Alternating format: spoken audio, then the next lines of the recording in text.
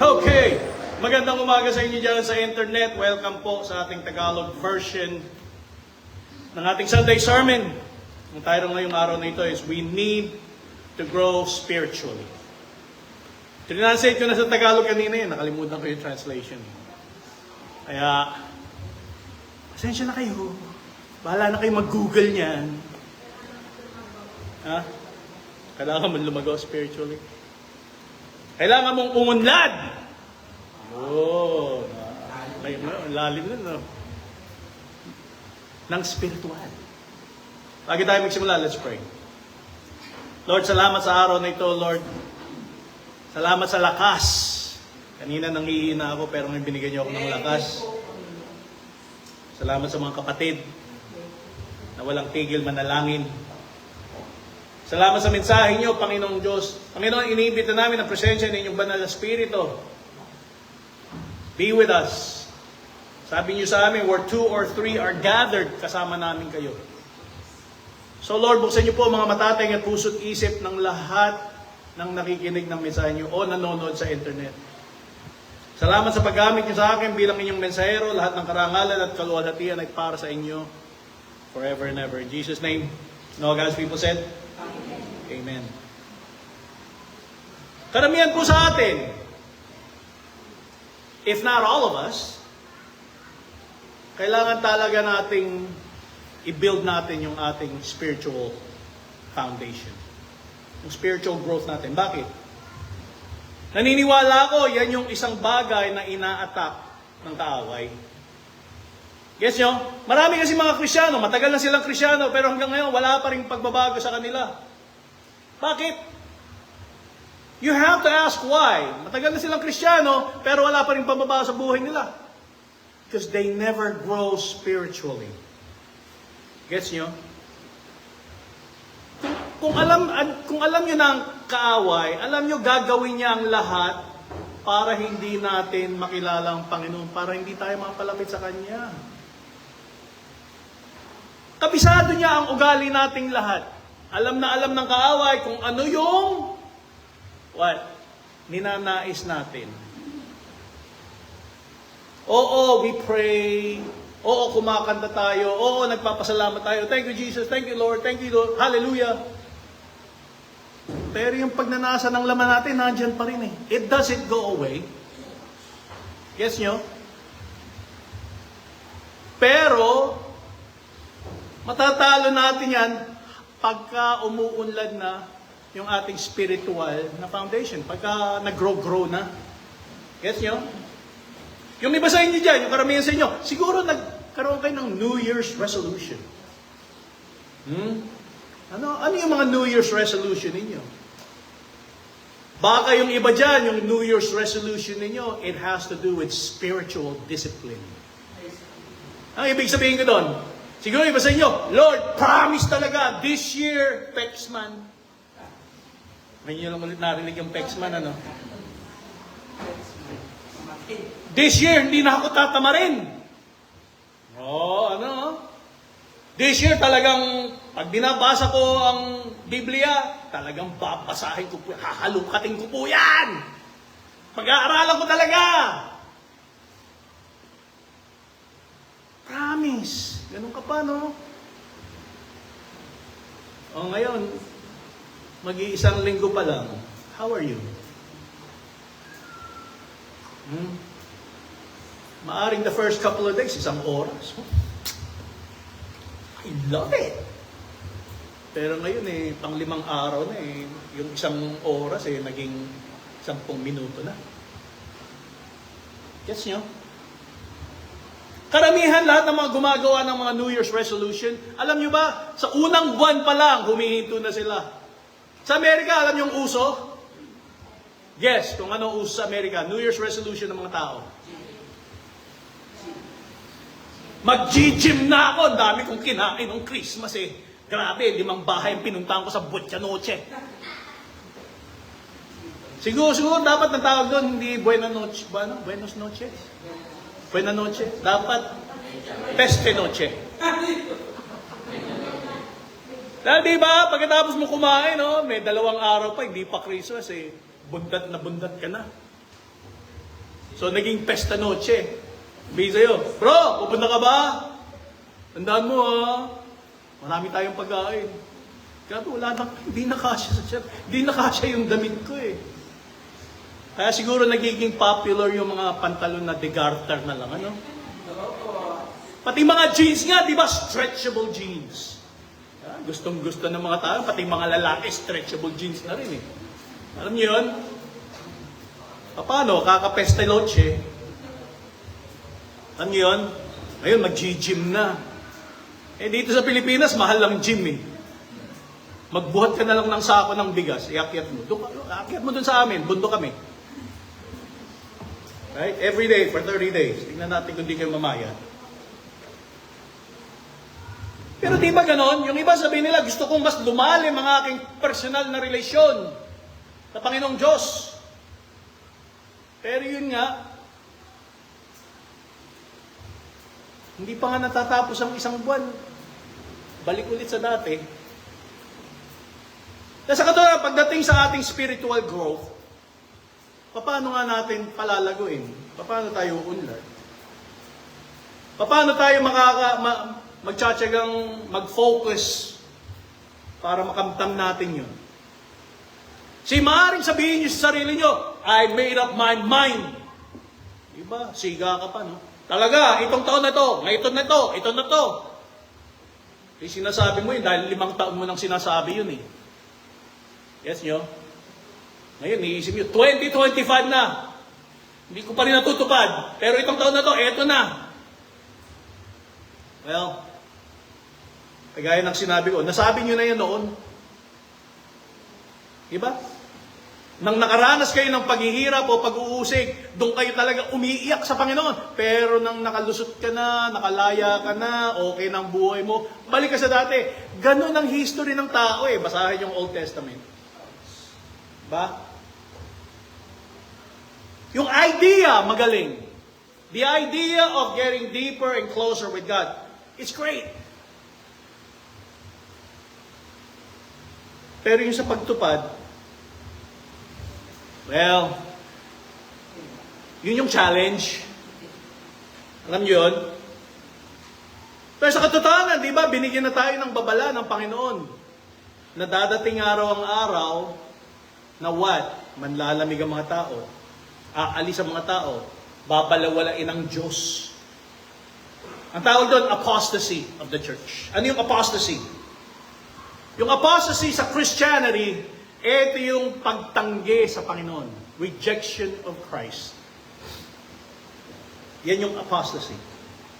Actually, dyan nga, the term apostasy comes from the Greek word apostasia. Ibig sabihin, rebellion. State of apostasy. Abandonment. Ano yung abandonment sa Tagalog? Iniwan mo na. Defection. Ano yung defection? Di ba yung mga ibang tao sa ibang bansa? Pag nais nilang takasan yung bansa nila, they defect. Kagaya mga komunista. North Korea, magdi-defect sa South Korea. Alam niyo po yun? Nakikita nga natin today, sa buhay natin, mas marami na, mas madalas na mangyari yan today. Di ba nga last year, natatandaan niyo yung mga famous na worship leaders, mga famous na pastor? Karamihan sa kanila nag-sialisa na. Nag-apostatize na. Nakakalungkot. Ang tagal na nilang Kristiyano at saka ngayon pa lang sila bibitaw. Pero yun nga, binigyan na tayo ng babala ni Pablo. Kaunang aklat ng Timoteo, chapter 4, 1 and 2. Malinaw ang sinasabi ng Banal na Espiritu na sa mga huling araw, tatalikod ang mga iba sa pananampalataya nila sa Diyos. Susunod sila sa mga mapanlinlang na mga spirito at tinuturo ng mga demonyo. Ang mga aral na ito ay itinuturo ng mga taong mandaraya, sinungaling at walang konsensya. Yes nyo? Marami palang sumusunod na sa mga what? Mapanlinlang na mga spirito, deceptive spirit. problema ng mga tao, wala silang kamalay-malay na ang sinusundan o pinapakinggan pala nila ay deceptive spirit. Gets nyo? At kung titingnan nga natin di ba? Karamihan dyan, okay, iba dyan sa inyo, baka magalit sa akin, mega churches. Ito yung libo-libo ang uma-attend kada Sunday. Pero kung talagang pakinggan nyo na yung mga turo nila, iba na talaga Pero marami, biro mo, 5,000 mag-a-attend, 10,000 mag-a-attend. Hangang-hanga sila, gustong-gusto na rin naririnig nila. Sinabi na sa atin yan Ang mga tao, sa mga huling araw, maghahanap ng mga turo na nakakakiliti sa tenga nila. Kasi sino bang gustong makinig na ikaw ay nagkakasala, kailangan what? Magsisi ka na. Kailangan talikuran mo na yan. Ayaw na ayaw marinig ng tao yun. Why? Because people love sin. Gets nyo? They love sin. Sa Hebreo chapter 3, 12-13. Kaya nga mga kapatid, mag-ingat kayo at baka maging masama ang puso ninyo na siyang magpapahina ng pananampalataya nyo hanggang sa lumayo kayo sa Diyos na buhay. Magpaalalahanan kayo sa araw-araw habang may panahon pa para walang sino man sa inyo ang madaya ng kasalanan na magpapatigas ng puso nyo. And it's actually happening na nga Diba? Nakikita natin yung mga kakilala natin mga Kristiyano, dati talagang on fire sila, palaging nandyan sila sa gawain. Nasaan na sila ngayon?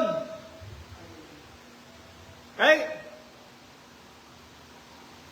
Nasaan na sila ngayon? Nakakalungkot talaga pag nakikita natin yung kapwa kapatid natin kay Kristo na they fall away. Pero sinabi na sa atin diba? Sinusundan nila ang what? Ang deceptive spirit. Imagine, alam na nila na mayroong mga deceptive spirit na lolokohin sila. Pero pinapakinggan pa rin nila, yun ang problema Gets nyo? Why? Sa katotohanan, they have become lazy. Alam nilang kailangan basahin ang salita ng Diyos, pag-aralan, pag-isipan. Pero pag tinatamad ka nga, ang papakinggan mo ay yung mga manilinlang na spirito, na masamang spirito. Dahil ano yung sasabihin niya sa'yo? Yung gusto mong marinig, ang sasabihin niya sa'yo. Para bang sasabihin, Huy, nagbasa ka na kanina Nag-enjoy ka naman today. Tingnan mo, di ba, yung mga kaibigan mo, iniimbita ka na, sumama ka. Wala namang problema yun. Alam mo yun? O syempre, yung laman mo, nandyan pa rin Oo nga, bisperan pa naman ng bagong taon. Sama na nga ako. Before you know it, tagay! Tagay! Diba? Before you know it, New Year's na. Gumaganyan ka ba? Pupunta ba tayo church bukas? Hangover ako Alam niyo yun? O yun iba sabihin, pagod ako You got 6 days! Isang araw, 2 oras sa isang araw, hindi mo pa maitabi. Right? Sino gusto marinig nun? Wala! Ayaw nilang pagsabihin sila Bro, magkikita ba tayo bukas sa church? Upo. So, syempre, inaasahan mo, makikita mo, and then wala. What can you do? Nothing. Alam niyo yun? Sinabi nga sa 1 Timothy, di ba? Their consciences are dead.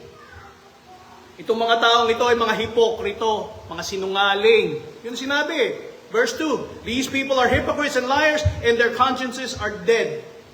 Hindi na sila kinokonsensya.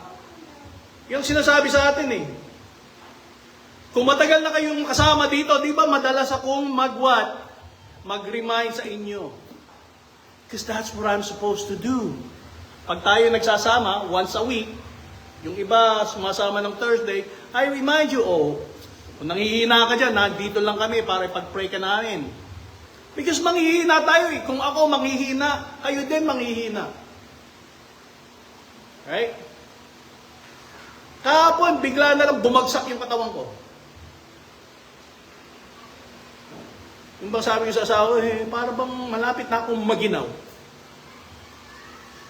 Yung nararamdaman mo na, so sabi, pinag-pray niya ako. Siya naman, di ako makatulog, sakit ang ulo ko. Yung pala pati yung anak ko, ganun din. Mula sa liliwa, masakit na rin ulo. Kayo pala ang nagdala. Kanina okay ko, hindi masakit ang ulo ko, hindi masakit ang katawan. Dumating kayo, biglang bumagsak ang katawan ko. Hindi ko sila pinagbibintangan. Pero alam ko, yun nga, nilulusob ng kaaway ang what? Mga anak ng Diyos. Right? Then sa madaling araw, may binigay sa kanya Romans 8, binasa niya ng binasa at biglang unti-unting nawawala yung sakit ng ulo niya. Nakikita niyo, alam niyo na ang gagawin ninyo eh. You do it. Hindi yung hihiga ka lang dyan. Lord, ito ko. Guess nyo? Ako nga kagabi, Lord, alam ko, papagalingin niyo ako. Pero right now, feeling ko talagang bagsak yung katawan. Usually, alas 5 nga, tumatayo ako eh. Kanina umaga, gising ako alas 5. Tingin ako, alas 5 pa lang. Madilim pa rin. Higa pa rin. Alas 6 na. Mag-pray na ako, pero nakahiga pa rin. Dumila daw, alas 7 na. Kailangan mong bumangon. Madilim pa rin eh. Madilim pa rin dahil yung kurtina nakasarado. Kaya bumangon ako, binuksan ko yung, ay maliwanag na pala sa labas. Alam niyo yun? Kaya naglalakad ako, kumusta ko na? Ito. Pero kanina, pinag-pray ako, malakas ako. Praise God, di ba? Like right now, parang wala akong sakit. Diba, naniniwala ako sa prayer. Naniniwala ako sa mga panalangin ng mga kapatid kay Kristo. Ang Panginoon natin sumasagot. Na maaaring pagkatapos nito okay lang sa akin yun. Hihiga ako dun. Pero hindi. Hindi ko style yun eh. Alam nyo na yan. Pero alam nyo, I do my share of warning you all. Diba? Kailan ako nag-preach dito na walang warning? Never. Pag minsan nga tatanong sa Panginoon, Lord, pwede ba ako mag-preach yung masaya? Yung nakaka-encourage? Alam mo yon? So, syempre, laman ko yun eh. Paano yun yung naririnig sa mga ibang pastor, sa mga ibang church? Yung bang encouraging? Ano sinabi ng Panginoon? Ipapangaral ko yung binigay ko sa iyo. Okay. Right? Maski may nakahanda na ako, masasarapan sila dito. Hindi yan. Okay po. Yes nyo? Pero alam nyo ba, alam ko nabanggit ko na ito last year or 2 years ago. Si Jeremias, palagi niya pinag-pray-pray mga saralita.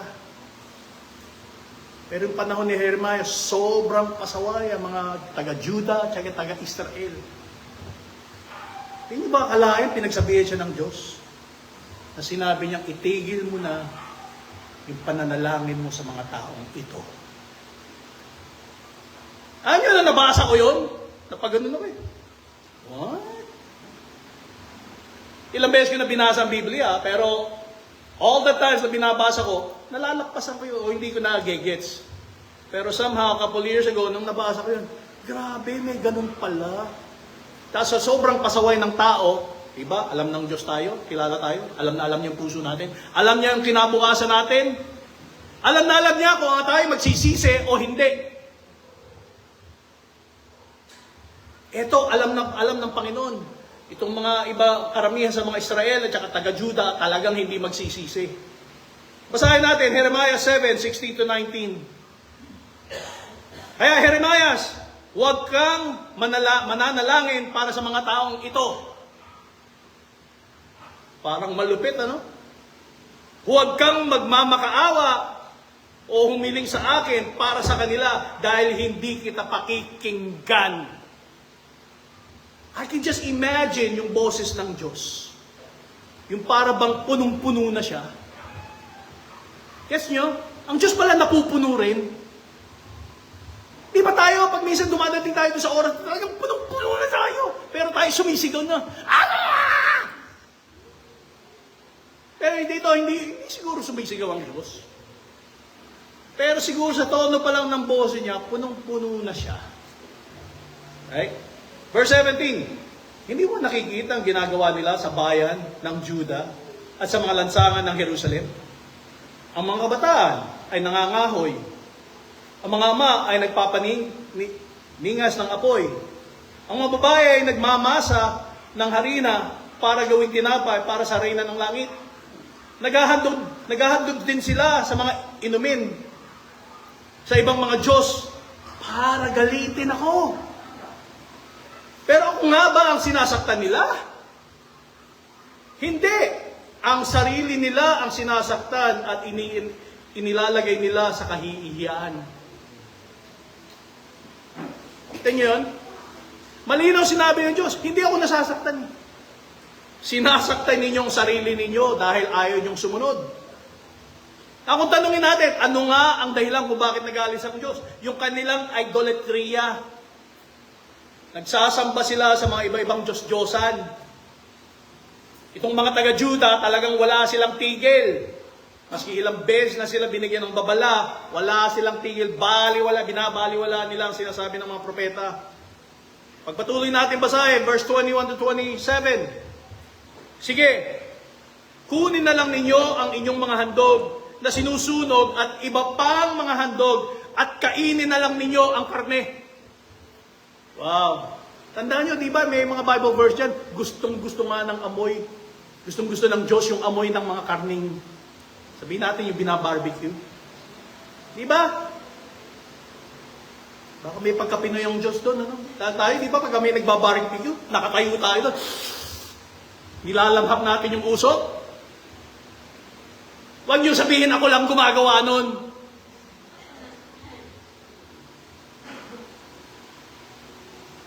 Pag minsan lahat kayo, amoy barbecue kayo eh. Huwag niyo akong lokohin. Pero din niyo, ako ang Panginoon makapangyarihan, ang Diyos ng Israel, ang nagsasabi nito. Nang ilabas ko sa Ehipto ang mga ninuno ninyo, hindi ko lang sila inutusan na mag-alay ng mga handog sa sinusunog at iba pang mga handog. Inutusin ko rin sila ng ganito, sundin niyo ako, right? Sundin niyo ako at ako'y magiging Diyos niyo at kayo'y magiging mga mamamayan ko. Mamuhay kayo sa paraang inuutos ko sa inyo para maging mabuti ang kalagayan niyo. Pero hindi nila sinunod o pinansin man lang ang mga sinasabi ko sa kanila. Sa halip sinunod nila ang nais ng matitigas at masasama nilang puso. At sa halip na lumapit sa akin, lalo pa silang lumayo. Mula nang umalis sa mga ninuno niyo sa Ehipto hanggang ngayon, patuloy akong nagpapadala sa inyo ng mga lingkod ko, mga propeta. Pero hindi ninyo sila pinapakinggan o pinapansin. Mas matigas pa ang uli ninyo at mas masama pa ang mga ganawa ninyo kaysa sa mga ninuno ninyo. Jeremias, kung sasabihin mo sa kanila ang lahat na ito, hindi sila makikinig sa iyo. Kapag tatawagin mo sila na lumapit sa akin, hindi sila sasagot. Kita mo, sinabi na ng Diyos. Alam ng Diyos nga kung ano nasa puso ng mga taga-Juda at Israel eh. Sinabi niya, kung tawagin mo sila, hindi sila makikinig sa iyo. Right? Kung sabihin mo sa kanila, pinapasabi ko, hindi sila makikinig sa iyo.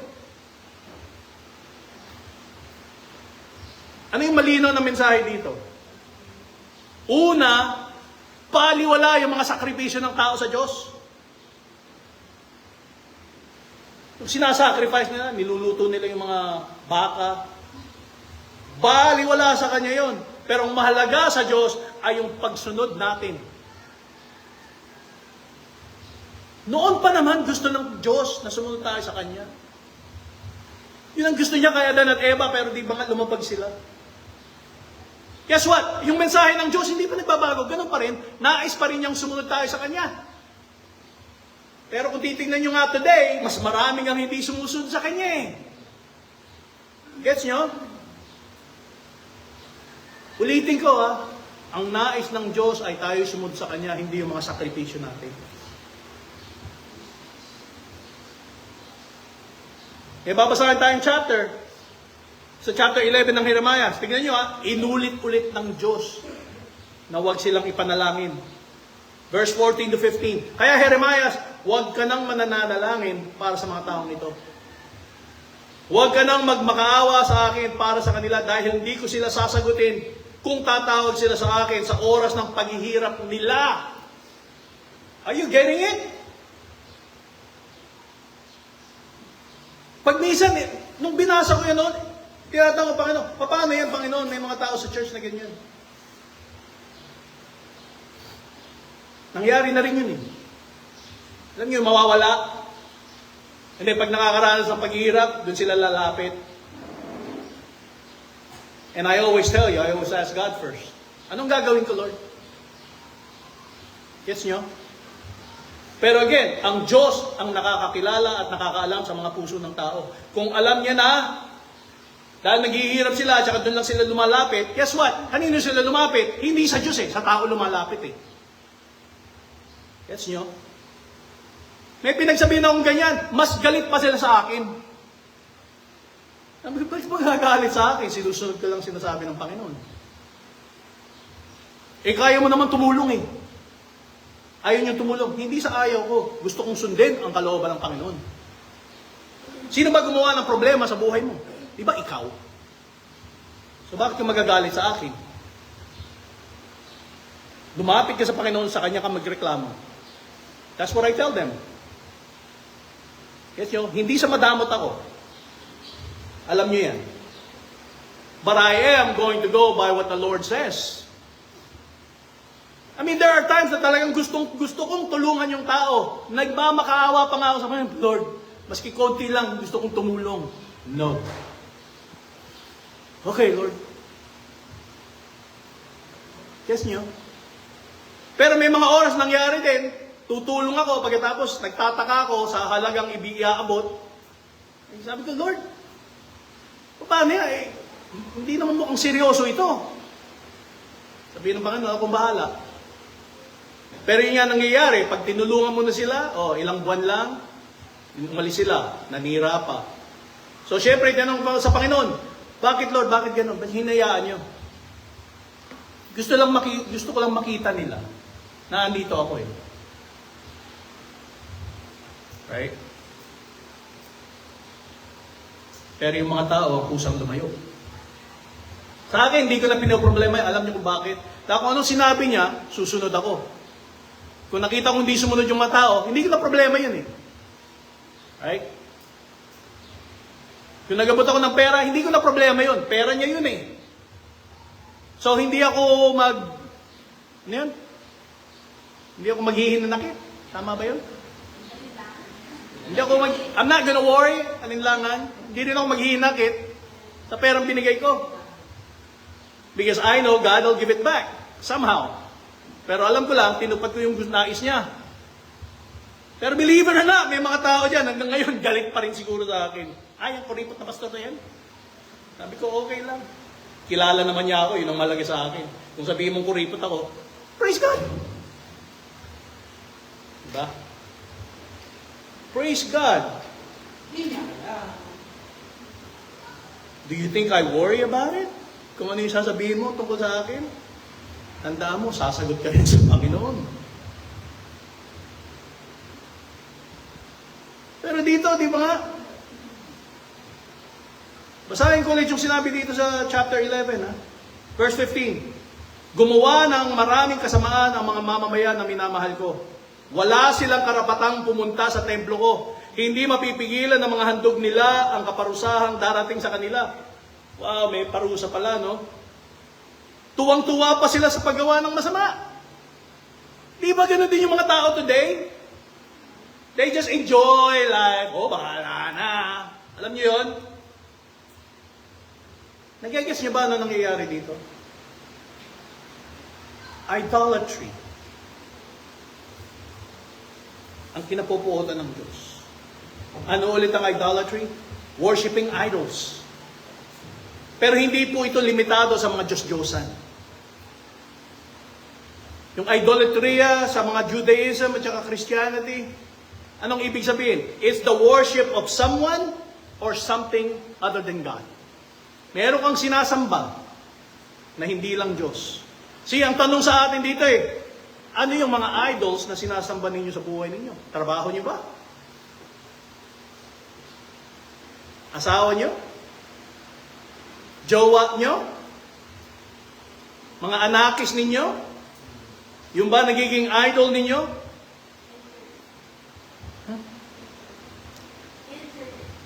Internet?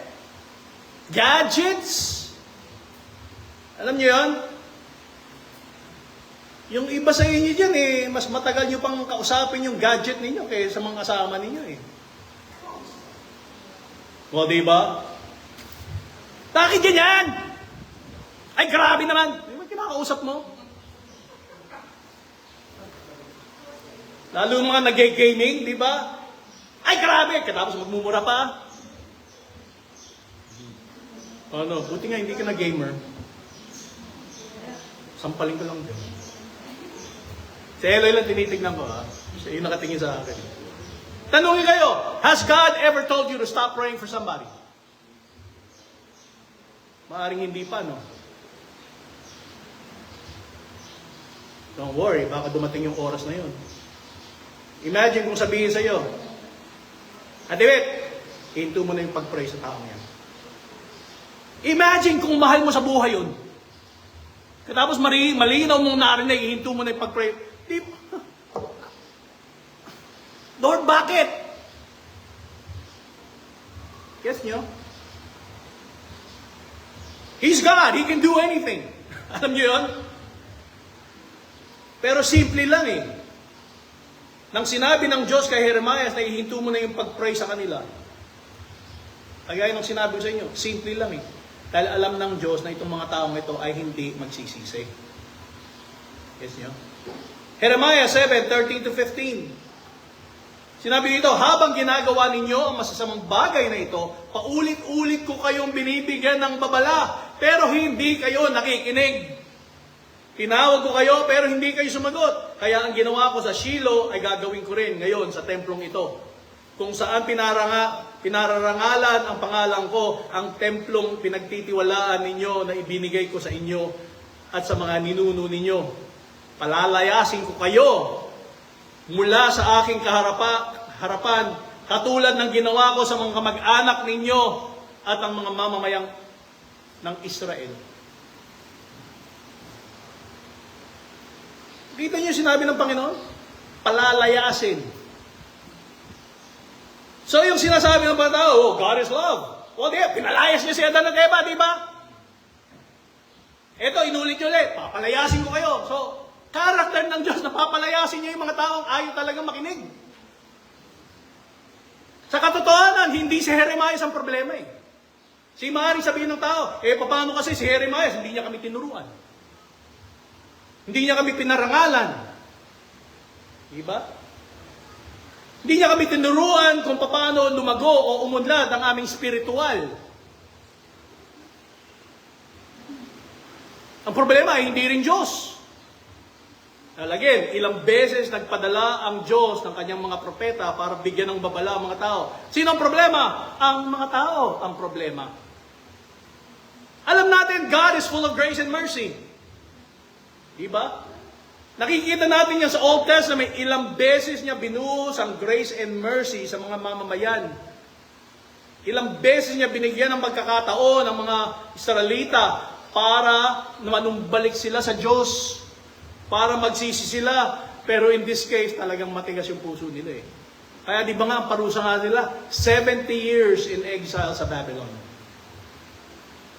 Isang henerasyon yun Pero guess what? Maski na-exile sila sa Babylon, hindi naman sila nahirapan. Dahil sinabi ng Panginoon sa kanila, sige, mamuhay kayo, mga anak kayo, gumawa kayo ng mga bahay ninyo. Oo, they're under Babylonian rule. Diba? Pero kung babasahin nyo nga buong Jeremiah, may pangako rin ng Diyos na i-restore niya ang mga Israelita. Binasa na natin sa kasulatan na maski pa ulit-ulit silang binigyan ng babala, pinagpatuloy pa rin nilang gumawa ng mga altar sa mga Diyos-Diyosan nila. At ano pang ginawa nila? Sinunog nila yung kanilang mga anak na lalaki at babae sa mga altar nila. Kaya nyo bang sunugin ng mga sanggol ninyo?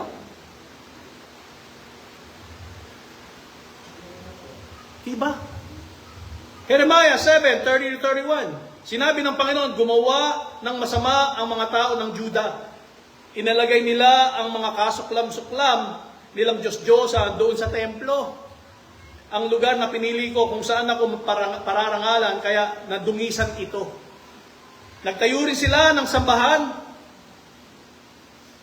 sa matataas na lugar sa Tophet, sa lambak ng Ben Hinnom, para roon nila sunugin ang mga anak nilang bilang handog. Hindi ko inutos ito sa kanila, may pumasok man lang sa isip ko. Kita niyo nakasulat dito, hindi inutos ng Diyos, hindi niya nga naisip na ganun ang gawin nila sa mga anak nila eh. Pero yun ang ginawa nila. So sino nagkutos sa kanila nun? Sino nagbigay ng idea? Di ba? Deceptive spirit. Akala nila, ginagawa nila, tama. Ay, kahandog ko yung anak ko. Siguro, ito yan. Imagine. Kayo po, may ginagawa po kayo sa buhay ninyo na hindi inutos ng Diyos?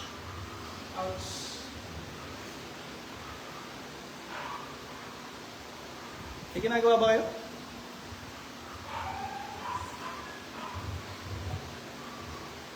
Dahil dito kasi, ang nagkulang sa kanila, spiritual foundation.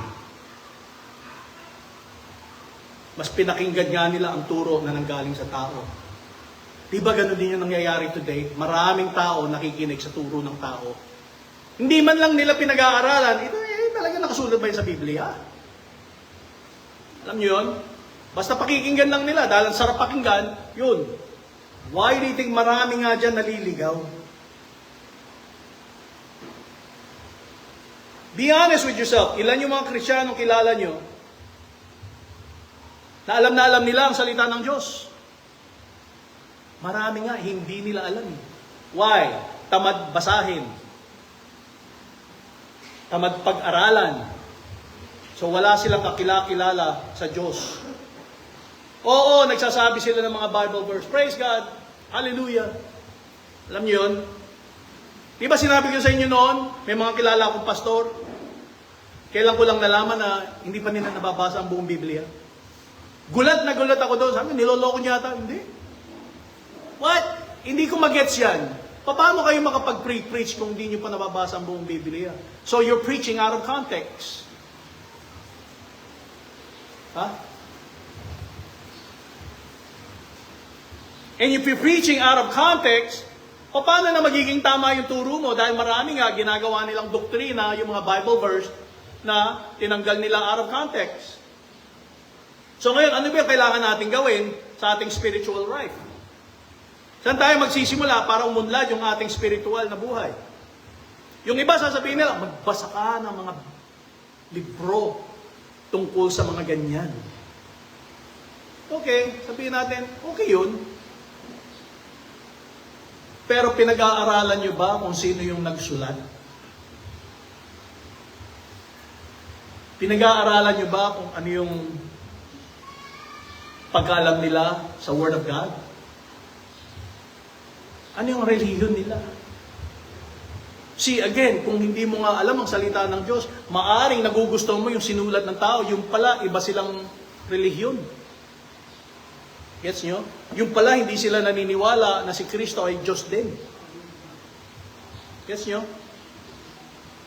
So, kailangan alamin nyo, kung if you're gonna go that route, papasahin nyo, okay. Pero dapat alamin nyo, are they teaching sound biblical doctrine? Diba? Now, kung hindi, they are teaching falsely. Pero ito yung magagawa ninyo. Una, para matulungan kayong lumago o umunlad. Alam nyo na yan, you start with the Word of God. Basahin ninyo, pag-isipan ninyo, be devoted in learning and understanding the written word of God. And then gamitin nyo sa buhay nyo. Araw-araw yan, babasahin ninyo. Walang tigil yan. Hindi yung porque nabasa nyo na buong Biblia, tapos ka na. No. Kaya sinasabi ko sa inyo, di ba? You don't have to do what I do. Pero kung nais nyo gawin, Old Testament in the morning, New Testament at night. Basta kayo, isang chapter o 3 chapter. And then isulat nyo kung anong sinasabi sa inyo ng Panginoon. Diba? Pag minsan yung mga chapter, maraming mga Bible version. 60 verses. Pero huwag kayong mainit. Malaman yun. Pangalawa, find a church community. Anong ibig sabihin? Find a church group na masasalihan ninyo, na nagtuturo nga, na nanggagaling sa Biblia. Now, alam ko, naintindihan ko, yung iba, umalis nga sa church dahil sinasabi na, ay, umalis ako sa church na yan dahil maraming hipokrito dyan eh. Madalas natin marinig yan, pag minsan yung mga umalis, sila din yung hipokrito. Gets nyo? Naghahanap lang sila ng dahilan para umalis. Di ba noon sinasabi ko sa inyo, kung aalis kayo, kung lilipat kayo, dapat isa lang dahilan, false teaching. Yung iba kasi na-offend, nasaktan. Well, kung na-offend ka o nasaktan ka sa sinabi ko, o sinabi ng mga ibang nagtuturo dito, ang dapat nyong gawin ay kausapin nyo in private yung tao. Para magkaroon kayo ng kasunduan, kaunawaan. Hindi ko sinabing ipabarangay nyo, ha? Right? Dahil magkakapatid tayo kay Kristo, tayo ay pamilya. So, kung di tayo nagkasunduan, di ba ganyan ang magkakapatid? Pag minsan nag-aaway-away. Pag minsan sobrang late na bagay, pag-aawayan. Magtatampo. Diyan ka na lang. Sige, alis na ako. Tingnan natin. Tingnan natin kung mamiss mo ako. Gets nyo? Huwag mo sasabihin yun, baka iniintay ka nga rin umalis. Ano yun? Yung pala pinag-prepare nila, Lord, tanggalin nyo na yan dito, tanggalin nyo na yan dito, tanggalin nyo na yan dito. And then yun nga, nawala. Salamat Lord, praise God. Pero ikaw, iniisip mo ako nga alis, sige, tingnan natin kung sino magtampo sa inyo. I'm just saying the truth. That's just one truth. Alam nyo yun? Pero sa katotohanan, nakakalungkot pagka may mga umalis. Siyempre, kung lilipat ka ng ibang syudad, ibang bansa, understandable. Alam niyo yun? Sa akin, kung akong tatanungin nyo, mas mahalaga sa akin na you stay connected. Kaya kung nagpunta ka ng ibang bansa o ibang city, find a what? A church group, church community na talagang tama ang tinuturo. Importante, you stay connected.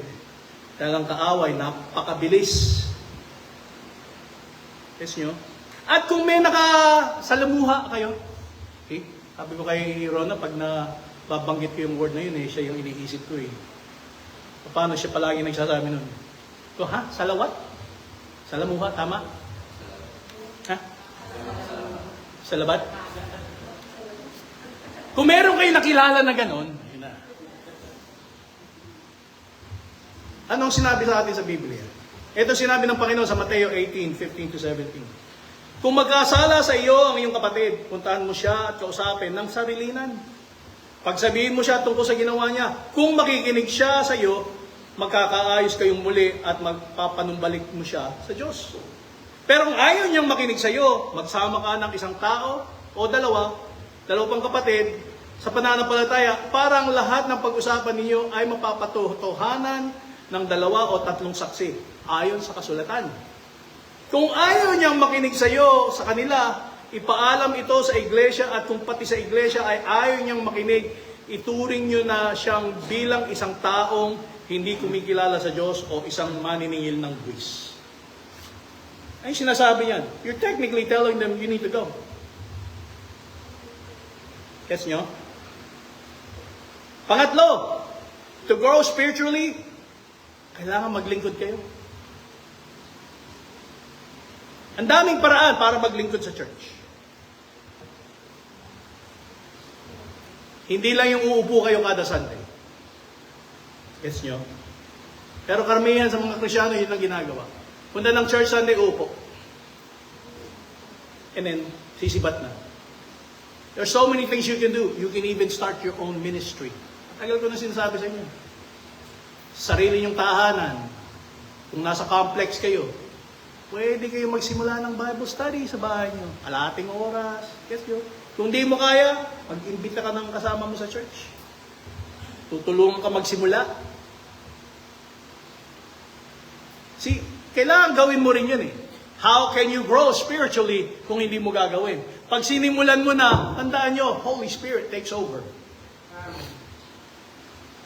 Yung mga nakaranas sa street evangelism, nakikita niyo pinopost nila sa internet? Do you think sinulat nila yung sasabihin nila? O nang simula silang magsalita, basta na lang lumalabas sa bibig nila? Ano yung lumalabas? Yung mga katotohanan, kung anong ginawa ng Panginoon sa buhay nila. Yes nyo? You notice, hindi ako ang gumagawa. Why? Gusto ko kayo matuto eh. Na ako, ginagawa ko na yun. I can go there one day and show up. Pero mas gusto kong kayo yung masanay. That's what discipleship is. Yes nyo? Para makita kong nasasanay kayo, ngayon, kayo rin ang gagawa. Meron din kayong tuturuan.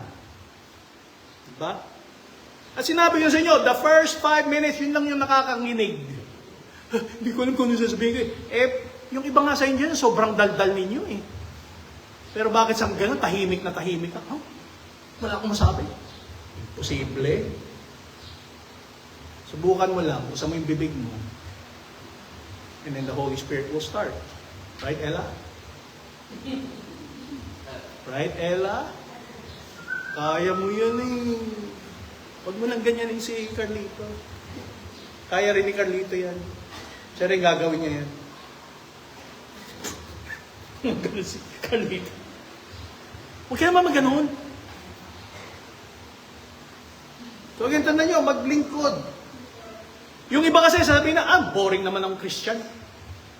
Sinasabi nyo boring dahil you never serve and you never really got to know God. Yes nyo? Pero sa katandaan ng Christian life, it's exciting, it's challenging. Alam nyo yun? Dahil pag misa, kung gagamitin ka ng Panginoon, hindi mo alam kung kailan ka gagamitin eh. Diba? Shay, pupunta ka ng Baguio. Huwag ka lang pupunta doon ha. Gusto kong gawin mo ay kung nasaan ka man lang, bigla ka na lang magsalita. Oh. Diba? Sino yung kumanta sa mall noong isang taon? Diba siya? Ang kinanta niya, I think kumanta kaya ata ng worship song eh. Ikaw yun, di ba? Sa Subic? Nakalimutan na niya. Iniisip pa niya. Ako nga ba yun? Ikaw yung nag-post? Guess nyo? I mean, that's something.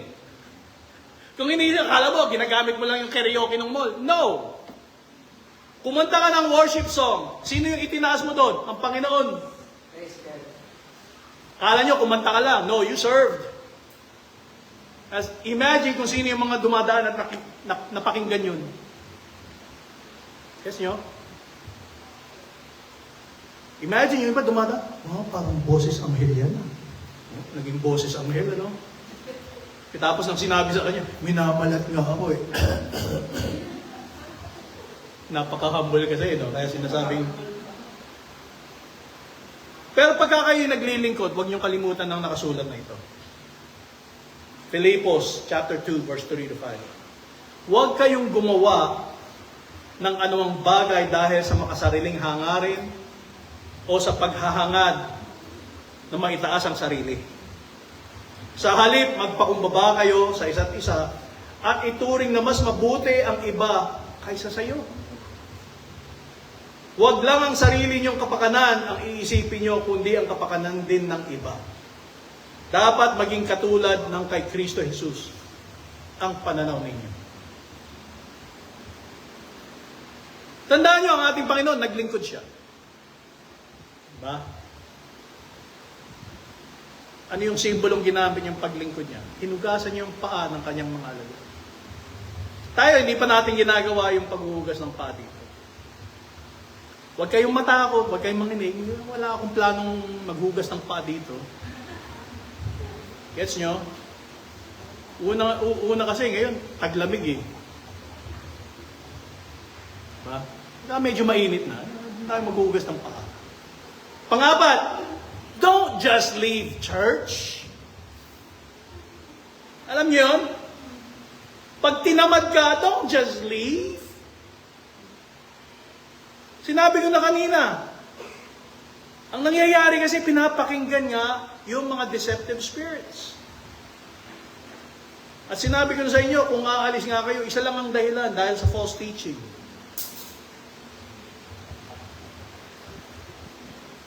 At sa katotohanan, yun nga, pag hindi nga namin kayo nakikita, mag-aalalahanin kami, ano nangyari kay ate ganito, o kay kuya ganito. May balita ba kayo? Wala. Yes nyo? Siyempre, concerned kami kung ano nangyari sa iyo. Yes nyo? One time nga dito, hindi namin alam, nagkasakit pala, kaya wala ng isang buwan. Eh since walang nakakalam, walang cellphone, yes nyo? So paano namin pag-pray-pray yung tao? Wala naman kami makamalay-malay. So again, be careful kung anong ginagawa ng kahoy sa buhay ninyo. O maaaring iniisip nyo, ay, mga ginagawa ng church, hindi yan ang tawag sa akin. Wow, really? Tandaan niyo po, lahat tayo tinawag. Madalas kumarinig sa mga Krisyano yun eh. Pastor, hindi po ako tinawag para sa ganyan ng Panginoon. Hindi tatanong, saan ka tinawag? Sa ngayon, hindi ko alam. So I can tell you one thing kung saan ka tinawag, you are to preach the gospel. Lahat yan. Hindi lang yun eh. You are to baptize people. You are to disciple them. You are to teach them what the Lord taught. Dapat nga, nagpapalayas ka ng demonyo. Nagpapatong ka ng kamay sa may sakit. Yan, gawain ng lahat ng magiging tagalingkod ni Kristo. So kung sasabihin nyo, hindi kayo tinawag ng Panginoon dyan, the devil is lying to you. Yung mga binanggit ko, hindi yan suggestions. Yan ay nakasulat. Yan ay ang Great Commission ng ating Panginoon bago siya nanumbalik sa langit. Utos niya yan. So, iniklian ko lang kung ano yung magagawa ninyo para umunlad ang spiritual na foundation ninyo. Hindi ko muna dadamihan dahil sa apat na ito nakaka-overwhelm na nga sa iba eh. Yes nyo? Do it. Bagong taon. Kayo na ang what? Kusang gumawa. Kusang sumunod. Na kung sundin nyo lahat ito, magiging iba kayo pagdating ng dulo ng taon na ito. Magiging iba kayo talaga. Na kung ginagawa nyo nga lahat ito I can't see why God cannot use you. Yes nyo? Unti-unti. Hindi ko naman sinasabing 24/7, gawin nyo yan. Unti-unti, pero wag na wag kayong titigil. At pagka tumigil kayo, diyan kayo papasukan ng katamaran. Yes nyo? Pag dumating yung mga kalokohan na iniisip, binibigay sa iyo ng kaaway, alam nyo nang kailangan nyo gawin. You bind and rebuke it and renounce it. Pag minsan kung nakikita nyo na nga yung kasinungalingan, nakikita kong kasinungalingan mo, lumayas ka sa harap ko. In the name of Jesus. Yes nyo? Kung tinatamad ka, nakikita kita spirit of laziness, lumayas ka sa akin, bumalik ka sa impyerno ng pinanggalingan mo. And then doon ka talagang kusang, basahin ko yung Biblia. Grabe, walang dumadating sa isip ko Open it. At kada mo bubuksan ng Biblia, Lord, speak to me. And nilulusob ako ng kaaway. Yes nyo? And then basahin nyo. Diba sinabi sa inyo last week, dapat meron kayong mga Bible verse na kinabisado ninyo na. Ito yung mga Bible verse na magbibigay agad-agad ng lakas sa iyo. Simula ka doon. Pag nakikita mong tumatalab, and then tanongin mong Holy Spirit, saan nyo gustong magbasa? Kagaya sinabi ko sa inyo kaninang umaga, di ba? Nang sinabi ng asawa ko, parang ramdam niya, sinabi niya sa kanya na basahin mo ang Romans 8. Nang binasa niya nga, boom! Nawala yung sakit ng ulo niya, unti-unti. Why? The Word of God is powerful. Sharper than a two-edged sword. Yun ang sinabi sa atin eh. Diba? So we gotta hang on to those things na sinabi sa atin ng Panginoon. Huwag basta tayong susuko o hihinto o tatamarin. Because yun nga, kung alam ng kaaway na ikaw yung mabilis tamarin, guess what? Yun ang gagamitin niya sa inyo palagi eh. Kung alam ng kaaway na mabilis kang what? Mapikon, gagamitin niya yan. Again, tandaan nyo, kabisado kayo ng kaaway dahil matagal na kayong pinagmamasdan yan. Pero alam nyo na rin ang kilos ng kaaway. And guess what? Sino naninirahan sa inyo? Sabay-sabay, sino naninirahan sa inyo? Holy Spirit. Okay, so God lives in you. Diba? May mas makapangyarihan pa ba sa Diyos? Wala. So use what your Father in heaven has given you. Yan ang ating mensahe. Let's stand up and pray.